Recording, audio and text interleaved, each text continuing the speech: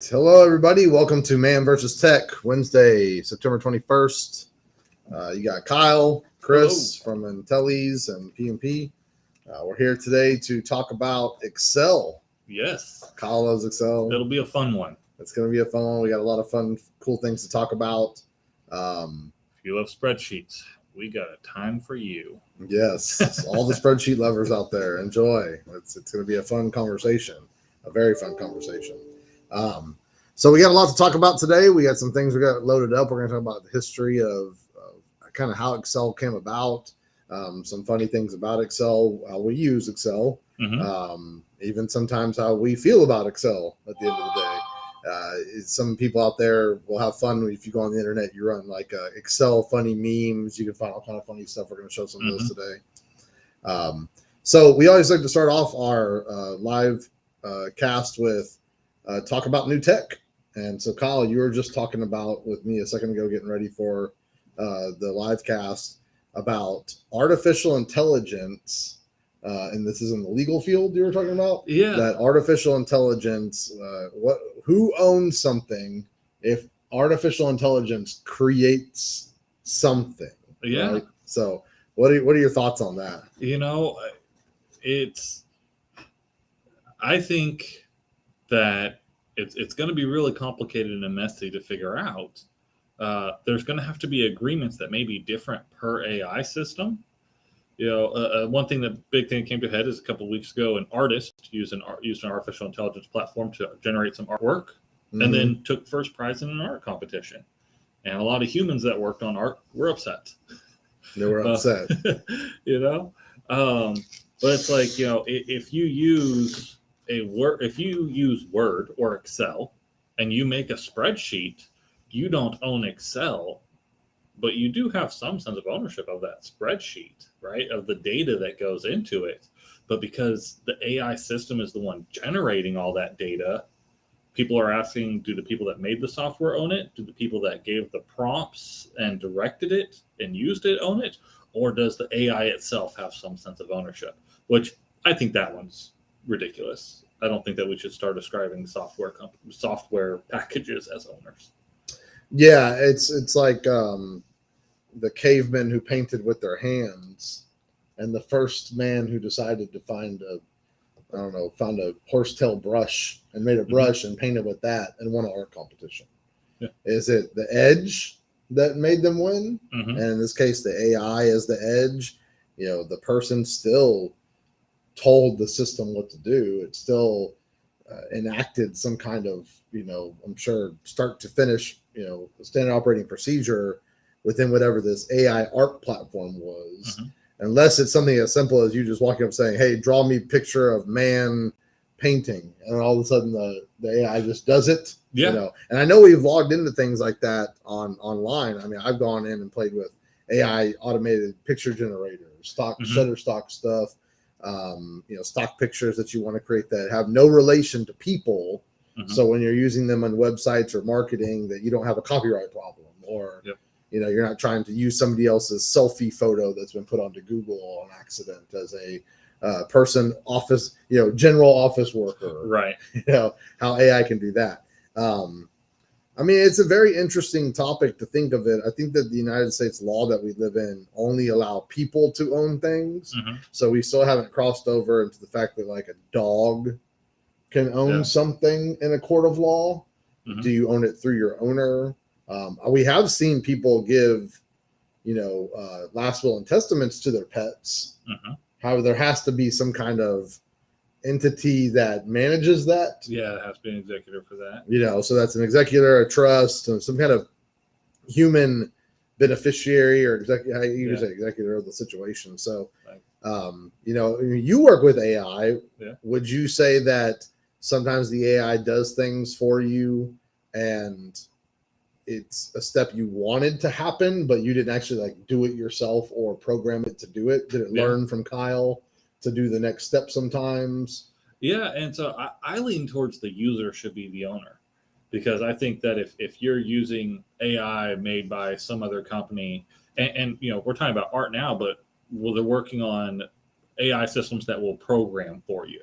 Sure. where you can give it a prompt. Hey, I need a database application that does A, B, and C, and that it'll write it fresh code for you.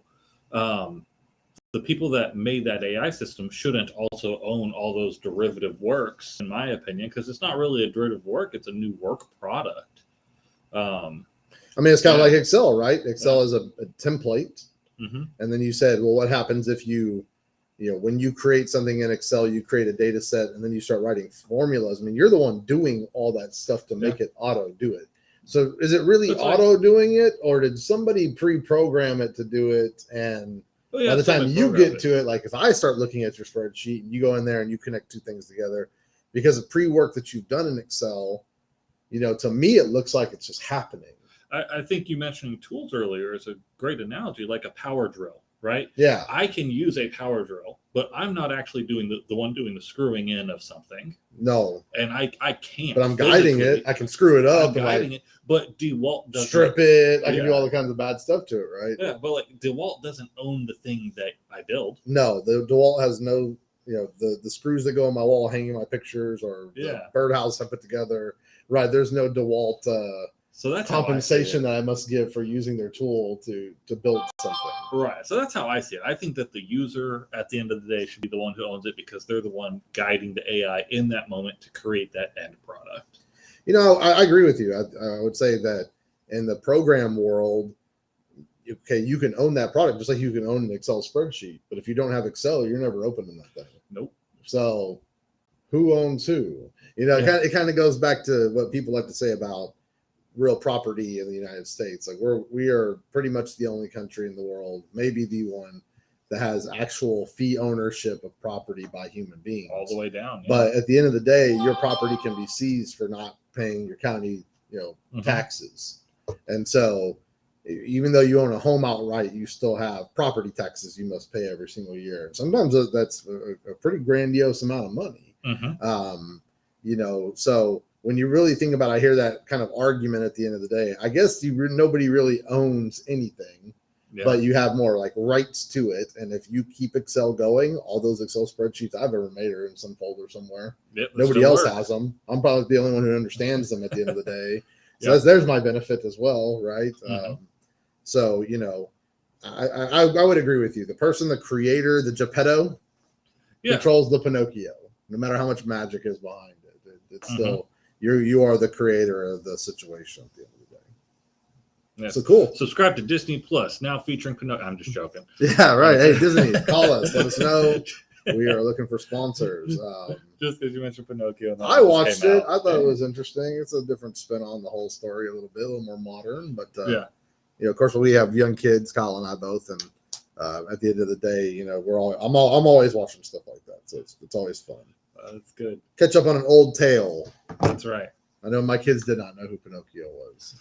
No. I had to walk them through that one. Yeah, my kids didn't ever watch it just because there's some disturbing stuff in the original cartoon. Like watching it as an adult, you're like, oh, this was comedy. Yeah, I even think the new one had a little thing at the beginning letting you know, like, hey, this is based on old style thinking. Yeah. So, all right. So here today we're talking about Excel. Everybody who's checking us out online, with the Wayne's World zoom in, zoom out going on right there. That's some autofocus. Autofocus. Maybe we should just sit back. We're moving too much. We gotta be relaxed. Stay robotic. Only reach certain ways. Don't lean in. So today we're talking about Excel. Excel is definitely something I think near and dear to both of our hearts.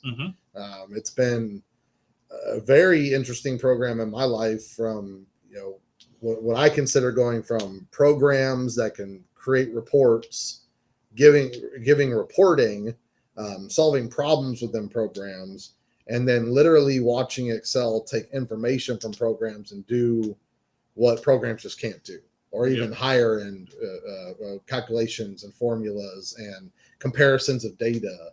The free, I don't know, maybe you want to use the word open source or free thinking ability of Excel compared to the restrictive ability of what maybe a software program is limiting you to do, because that's how it's trained and been created by their theory. Excel's like if you meet a Kyle, a Chris, a Jim, a Shelly, a Julie, and they all use Excel, you're going to find that they all have different like ways of using it and successes behind using it at the end of the day, and you can probably even show each other something different inside of it. So, and we could be doing totally different things inside of Excel too. Somebody might be doing number-based reports. Other people might be doing text-based reports. Other people might be doing charts and graphs. Like there's so much you could do. And I think that open usability of Excel is its biggest attribute and maybe the most daunting for anyone who doesn't know Excel. But I think you brought up a really good point. I see ads for stuff like Truebill. And it's like, are you still using spreadsheets for budgeting? Yeah. And it's like, well, if I want my budget to look my way, I have to. Otherwise, I have to put everything into your system, and then I can only do what your system allows me to. Or you pay the system to do. System to do. I don't have to pay Excel to use extra features. Right. If I can do a formula, I can just do it, and I can make it do what I want. Right.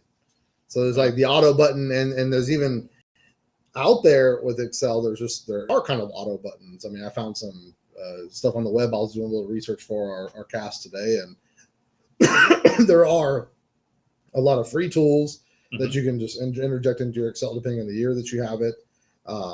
Free shortcuts, explanations, videos, trainings. I know LinkedIn has an Excel training. I know YouTube has every video you can think of on how to do stuff. But one of the questions I wanted to ask you was, we're going to talk about the history of like Excel. We're going to show a fun video here in a minute that we found was pretty comical, being that we take a lot of journeys in Excel. But like, when was the first time you used Excel? What was your like first experience with Excel? So my first experience had to do with and I don't actually even know that it was Excel, but in 5th grade at the computer lab in school, I got to use a spreadsheet application. And I don't know if it was Excel or not, because it was on Mac, and Excel actually first came out for Mac before Windows, but it was a spreadsheet application on Mac. And then from there, I really enjoyed it. I know that's really love it. Kind of lame for a 5th grader. It's like, not it's funny. Every Excel person I ever meet that likes Excel, they love spreadsheets. Yes, they really do. I think you either have to like them or you don't, and that's just there's cool stuff that you can do with it, and so I really enjoyed it. And so progressing through, one of my first major experiences, if I may, was in when Hurricane Katrina happened. I was doing restoration work in Harvey, Louisiana, south side of New Orleans. So you were in the mix of Katrina, busting out sheetrock, pulling up carpet, like just doing manual labor stuff as a bit of a summer job or fall job. And I heard one of the managers talking about how he was having trouble with the spreadsheets. And I was like, hey, when I finish today, I can show you a couple things. And so he had his laptop and had Excel, and I showed him a couple things. And the next day at lunchtime, they came and got me to do more stuff. And that was the last day I was busting out sheetrock. You get yourself an inside job after that, huh? From that point on, I was inside of a travel trailer helping 5 different guys do Excel spreadsheets for the clients that they were working on. And who knew you were going to be doing that to this day? Yeah. The man with the knowledge of the Excel spreadsheet. Yes. It is a powerful knowledge at the end of the day. My first time, I think I can think back to, I guess when I was in high school, I'm going to date myself a little bit. Like, we weren't even writing papers. We were still writing papers. And to do math, you had to show it all. I took accounting class. We had a ledger. I guess that's kind of a spreadsheet, but it was still done on paper. So I remember my first impactful Excel situation was when I worked retail, and we used to have these manager boards that you would go up to, and it was like somebody that was crafty like you made a little dashboard, and we could go run the numbers for each department at the time and go key them into a side thing, and then it would calculate out the percentages of how you were doing for the day, how close you were to your budget, how much you sold in accessories, how much you sold in warranties, how many people worked that day, how many hours were put in. It was all kind of pre-calculated in this little dashboard almost. Nice. And then but we didn't look at it like a dashboard. It was like a spec sheet, because we didn't use the computer to go show everybody. We would print it out and put it onto a clipboard, Mhm. and then you walk around the retail store and you go address the department members with this. Here's your Yes. numbers, you know. And it got to the point where they wanted you to do it on the hour, every hour, and then go make a run around. So you'd run around the track and everything. An actual tablet, not a Yeah, no, literally, yeah, tablet, an yeah. actual tablet. That's right. And it's funny because I go into these same retail stores today, and like you don't see any of this stuff. They're not giving anybody a hard time about their numbers or whatever. And they do have now electronic tablets that you can literally just like probably download from the system. All the stuff I used to hand key in. So I used to get this big piece of paper and like key into these cells, and I had no idea how it was working. All I knew is if I keyed it in and it was locked to where we couldn't mess it up, that it worked. And then what would print out was what I did, and every night I would put that away on my manager board, and the next morning the manager could pick it up, and my GM would look at it, and he would, that was what we went off of, a piece of paper on an actual tablet. I love it. Come to find out that was a person who worked for the big box retail store who knew how to do Excel, and he designed it and then gave it to district management, and they literally copied that same template into everybody's computer.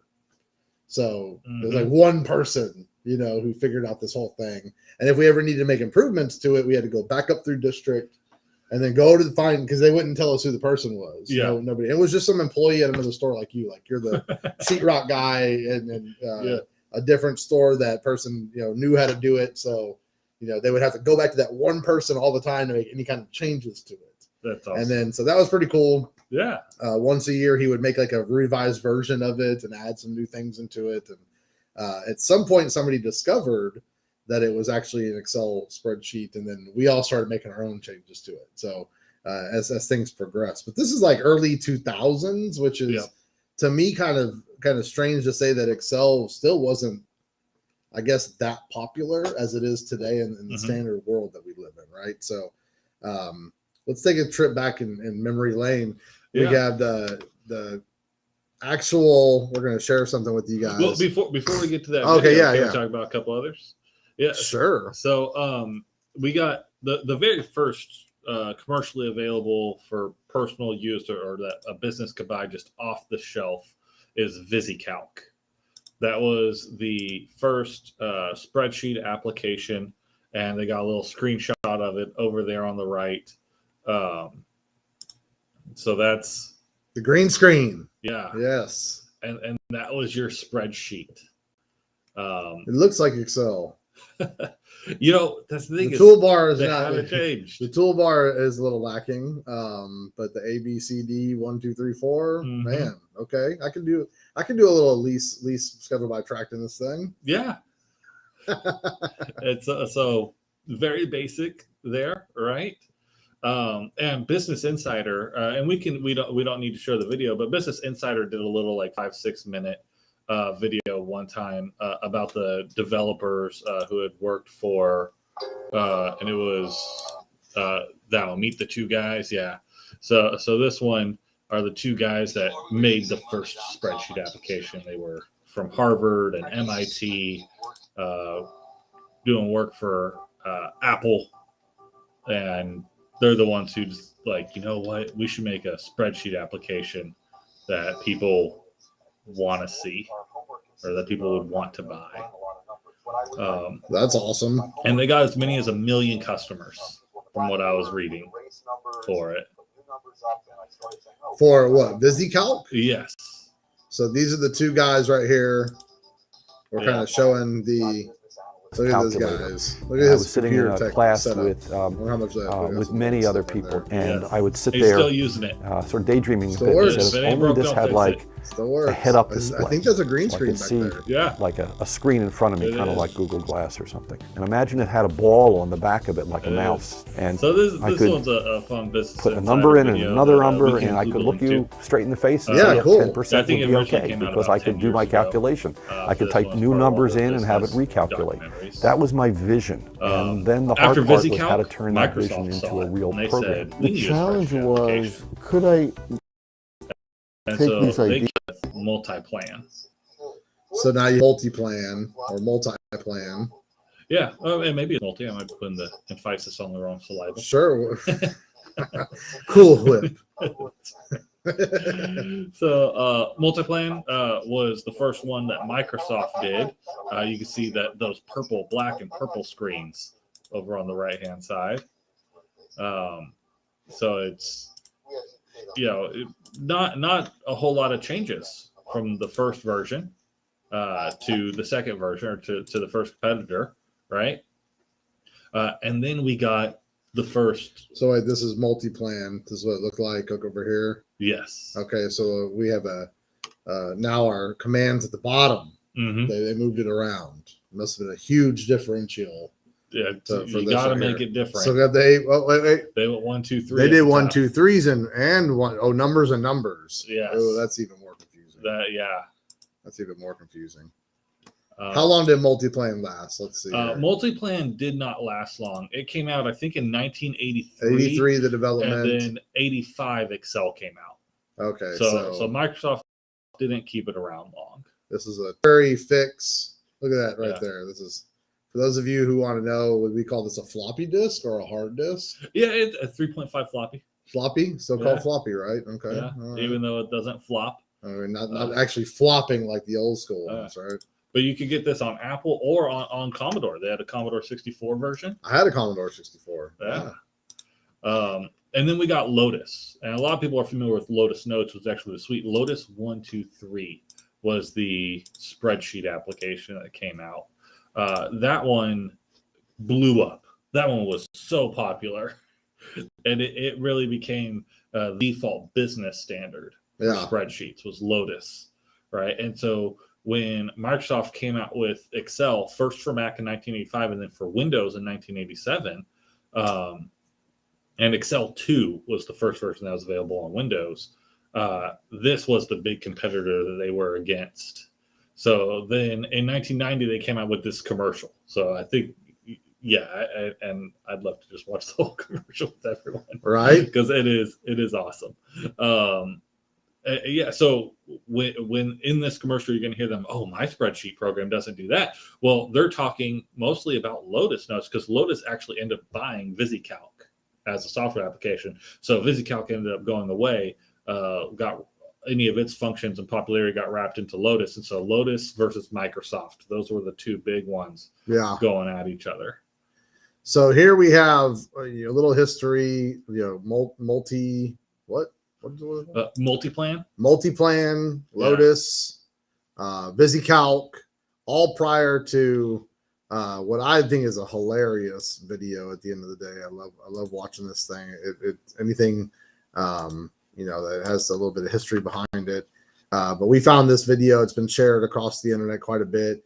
But this was the first introduction to Microsoft Excel. This is their first big commercial from 1990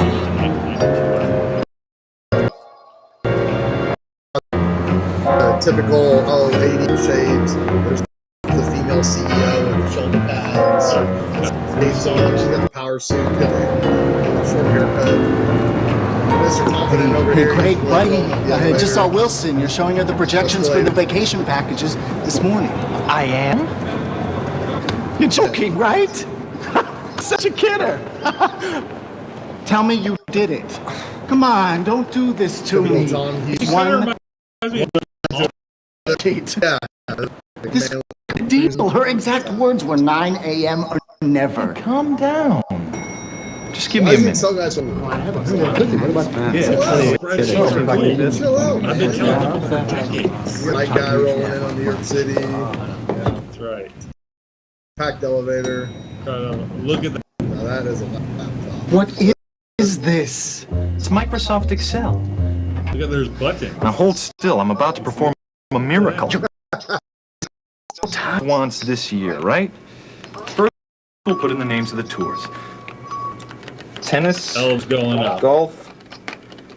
So they're making a spreadsheet Total. live in the elevator. Q1, Q2 ought to do it. She wants to see a 10%. Yeah. Work up the first 2 quarters. I got it. I got it. We could tell her that you got mugged on Friday night. Nah, she'd want a police report. Click on the auto sum. Hey, you only have 2 quarters. Auto sum. That's how little Excel Microsoft has Excel changed over years. I mean, Watch this. It's called autofill. It's going to finish the table for me. I just drag this little cross as far as I want the data extended. Check it out. Excel picks up on trends, totals, quarters, dates, and does the projections for me. I love how everyone in the My elevator spreadsheet doesn't do that. Even the bike guy. Cool. Yeah. Autofill. He's just like delivering food in New York City. Oh, my career is staring over. down at Gone. Look, you're not gonna make it. Not unless I make room for this title. What? Start all over? Don't panic. I'm just going to drag the table over that here and mouse? make room Yes. for it. It's like a Hey, roll ball did you mouse just with drag laptop that? My attached spreadsheet to doesn't it. do that. I love Okay, watch this. My spreadsheet. Add that title. A little bigger. Centered. Nah, it still doesn't look right. Give it up, Can you imagine man. having to redo Look, your look, entire let's just spreadsheet if say you your need to change PC got run one over line? by a bus and You just gotta everything delete would be everything and live. go insert a row manually Whoa, like that. I better format those numbers. Click on the table, click the right mouse button, get the shortcut menu for numbers. We want currency formats. This one looks good. Formats. It's looking My good. spreadsheet doesn't do It's that. not a bad Okay, spreadsheet. I admit it. That was pretty neat, but No, you'll by never quarter finish it. information. with the This trend isn't good increase enough by to present. 10%. You can't I show mean, they are it. lucky Oh, this is a ye of photo. little faith. It's I almost really a think photo. she'd buy the bus store. With a click on the auto format, our superhero shops through several professionally designed formats and Oh, applies I love one Pro That one. templates. with a click of his mighty mouse. I love how I can't believe this it. is the You peak did of it. aesthetic We did design. it. It looks great. This is At a the end of the day, he's miracle. gonna print This it is out and pass it Microsoft around the Excel. room. Yes. But, does that laptop even connect to a projector or would it Oh, screen at the yeah. time? Oh, no. But there wasn't even a projector back then. I was like, no way. I took a minute to work up those figures you wanted. Yeah. My spreadsheet doesn't do that. What was that? How fancy those boxes For are. Windows. Yes. One for Mac, one for Windows. right. Microsoft Excel. Power made easy. Yeah, that's the end right there. But that's, I mean, that cracks me up. But at the same time, like, it's great, right? Should stop sharing. Wait, where was it? Oh, sorry. Are you good? Yeah, I mean, that's pretty fun commercial. I mean, for 1990, Yeah. he's in a building. He's having to go up. How many times have we been doing stuff like that in the car, still working on the laptop I have. on our way to a meeting? We got an Mhm. hour from the Woodlands to downtown. Get this done. Let me see what it looks like. I'm driving, staring at it, giving each other feedback. Yep. We're walking in, to the meeting. We got 20 minutes, thank goodness, for the waiting area, and we're walking into the thing looking for the HDMI hookup, Yes. making sure that we're ready. I think same things still do apply with that They do. whole entire commercial made in 1990. And, to really look at like what Excel is capable of, what he was able to do, for his boss at the time, what we do for our clients, our families, our life. I mean, yeah, it is, some of it still exists, right? Like the, the peak of templating and making it look cool. Mhm. It's funny how some of it just goes back to 1990 and we're still using it today. Yeah, a lot of that core functionality, and there's so much that Excel has added with the charts and the graphs and data connections and pivot tables and more functions. What was it? 2019 XLOOKUP came out as a new function to Excel. Yeah. Everybody had to listen to me talk about it for a couple days. So, so fun stuff happens. A lot of people really started adapting Excel and using it, and Excel XP from Office XP, which is really based on Excel 2000, which was used from I think it actually came out in 1999, but Excel 2000 to 2006, we got a very familiar version of Excel, the user interface, all that.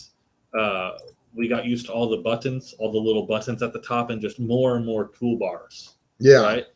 And then 2007 came, and it introduced the ribbon interface, and it radically changed the interface for Microsoft Excel. Yeah. And people either loved or hated the Microsoft Office ribbon. And now they redesigned the ribbon again what was that, 2013, 2016? I forget which one, where they just, it got toned down a little bit. It's still a ribbon, but, I saved it with the desktop. Oh, cool. Yeah.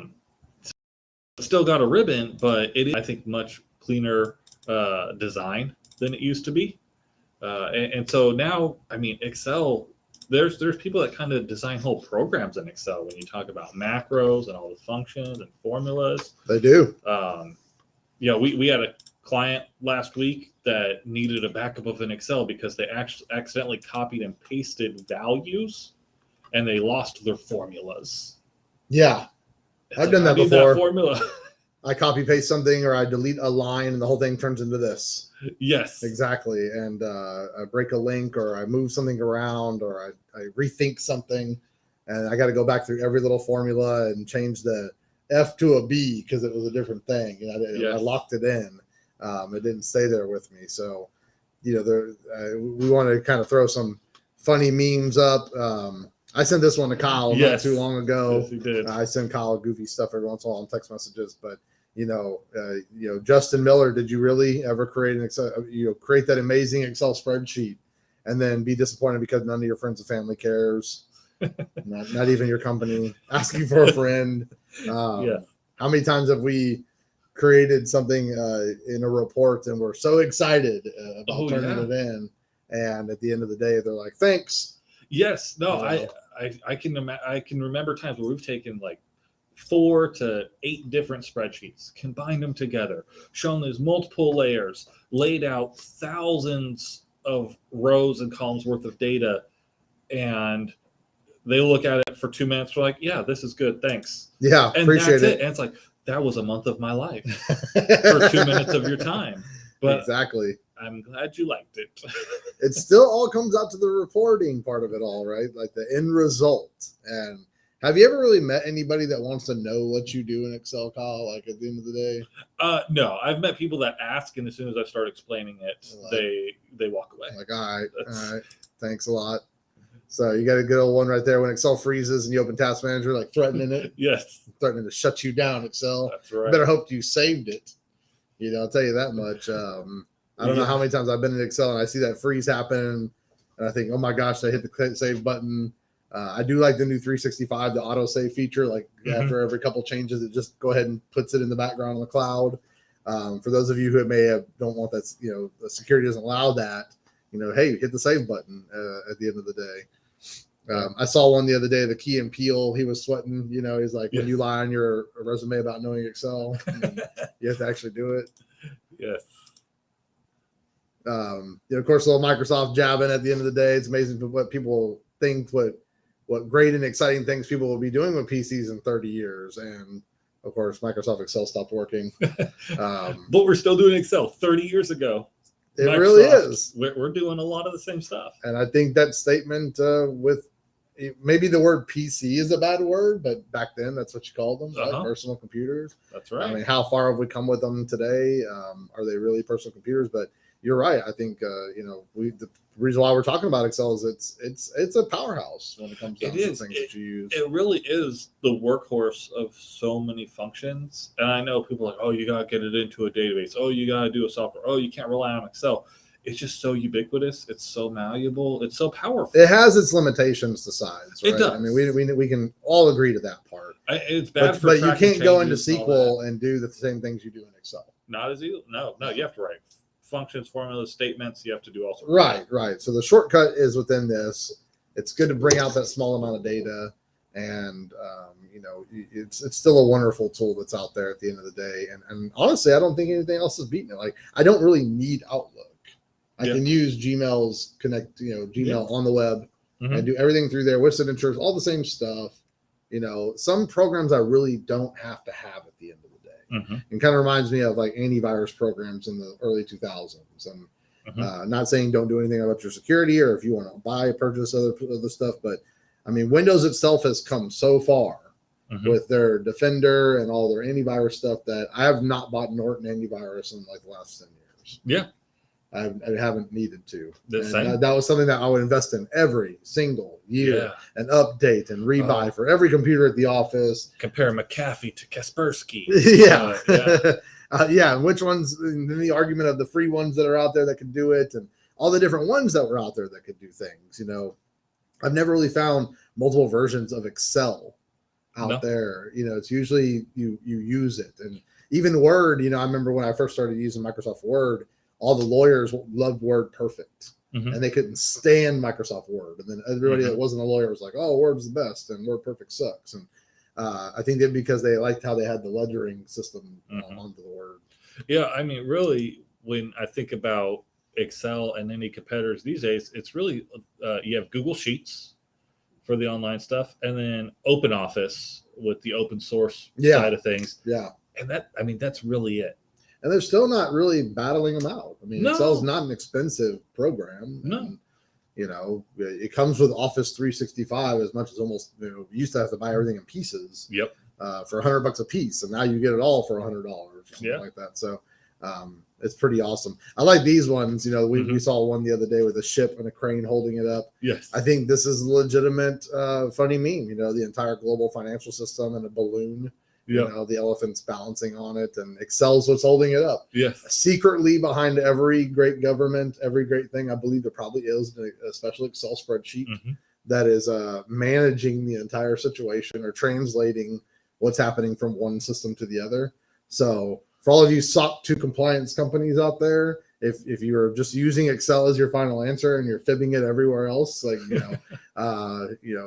make sure you take care of that problem, because Excel does not take care of you on the actual compliance to certain things. Well, but yeah, I love it. They talk about those even old Excel files, or even the foundation of that, because XLS, now we have XLSX, right? Right. They're all XML backed.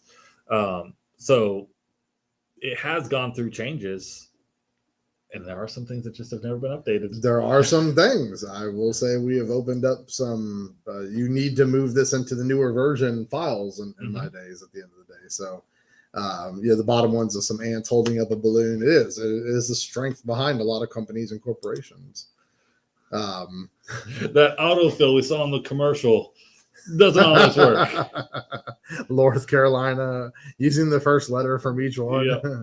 Well, it may have, done it by the way you told it to do it, right? And so at the end of the day, that's probably somewhere in what you've written out how the if-then function works out, or the auto function works out. It picked up the first two, so not really sure what's going on there. I think Texas and Utah and North Carolina were all typed in, and then they used the autofill or flash fill function for the rest of it. So, it took a stab. It tried. North Carolina, I mean, New England, or maybe that's Nebraska, North Carolina. It took a North Carolina. But this helps reassure me. This is part of why I think computers aren't taking over the world anytime soon. That is true. I would completely agree with that. They do things like this, and only you can fix it. Because if you were to go back to kind of a 360 back our whole entire conversation, if the computer's saying it's right, right, and we look at it, okay, just change Louisiana to North Carolina. Yes. It doesn't even know it messed up. It doesn't even know that that's a problem. For me, this is like, with my love for Excel and my love for dogs, this is like when you see a dog do something and you're just like, what did you like when you try to throw a treat at a dog and they just miss it entirely. Yeah. This is the computer version of that. I would love to see it. My boss comes through and says, hey, we're going to use the AI to go ahead and do everything and turn it into us. And we're going to have to, let you go today. And then the AI starts doing this type of stuff and just turning in the spreadsheets, and the boss is back there going, why does it say all this stuff? They don't realize you've been playing middleman the entire time, making sure that the AI does the right thing or the computer does the right thing. You got those numbers for Houston, North Carolina? Or you know what? Just change it. Urban Dictionary. Why do we need to call them the same states anymore? Let's make up some new names. I think it'd be great if we had a state that began with every letter of the alphabet, and I say we change Alabama to Bama-Lama, just because it's fun to say. There you go. Why not? Hey, slay. That's right. I'm not really sure what I'm saying there, but why not, right? One is up. Simply press enter to create a line break in Excel. That is true. That is true. You just Yes. don't do simple things at the end of the day. Oh, Boromir. So yeah, I think this is a fun one. Kyle and I have had these conversations a lot, and I know that I know he's had them with other people. I've had them with other people. We're always talking about Excel. We're always using Excel. It's definitely one of those things that's in our life every single day. Mm-hmm. It's all probably loaded on our computer every single day. I'm going to go work in it here in just a little bit. Yep. I would say I use it every single day. And it's funny that I talk to other people that they're in the spreadsheet wars world, a lot of accountants, programmers, data crunchers, and there's a lot of respect that goes around when you talk to somebody, like, oh, and I'll be on the phone with someone talking, and they're like, yeah, I'm working Excel. Oh, you are? What are you doing? What are you running into? And I'm doing this and that. And then, of course, nobody ever really wants to say what they're going through, but you're like, yeah, all right, beat that spreadsheet. And then at the end of the day, you call them back, or you may text them and say, how'd that go? And they're like, I did it. I made it work. That's and right. We're like, all right, we made Excel work through, and we figured out the formula we needed to figure out. And it all ends up going into someone's hands that, uses it on top of it or adds it to something else and keeps the train running, right? So the grease in the wheel. Right? To me, that's Excel at the end of the day. It really does